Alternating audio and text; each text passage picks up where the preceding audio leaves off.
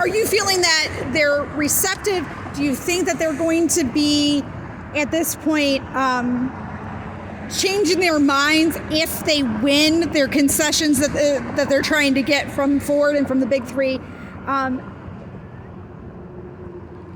Is this going to be something that can turn the tide for us as the Republican Party? Oh, that's a difficult one. I do think that some of the people, but I think because they're with the UAW out there, I'm not sure how that's going to, I don't know whether they're not saying anything now because of that. Okay. Because but I'm not sure. Okay. Yeah, I didn't get a real positive feeling that they would change, but when you talk them alone, but when you're in a bigger group, they kind of keep it brief and not anything into politics. But if you catch them alone, if you talk to them alone, then yeah, I think that you get more positive results. Okay. Right? So have we accomplished our goal, Jim?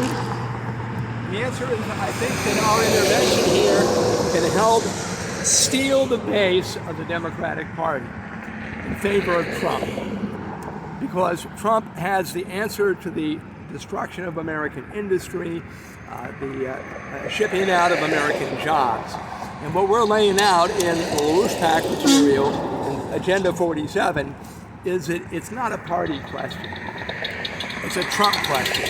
And that's why they're attacking Trump. Thank you, Jim.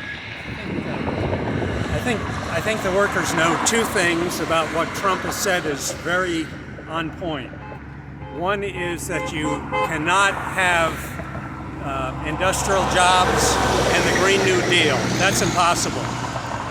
The other is that even if they win all their demands, as Trump has warned them, in 2 years will they have a job?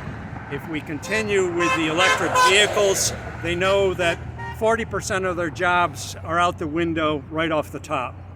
And that's before we even talk about any further downturn in the industrial base of the U.S. economy.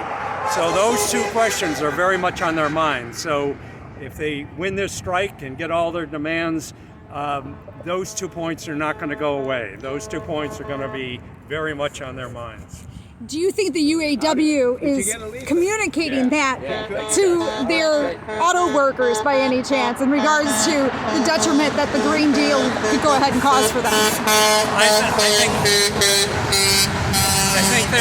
think there are officials in the UAW, not necessarily at the top level of Sean Fain. I don't think he's communicating that.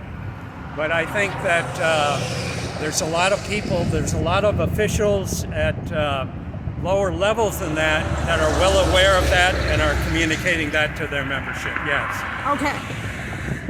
Thank you very much. Appreciate all your time. Thank you, folks.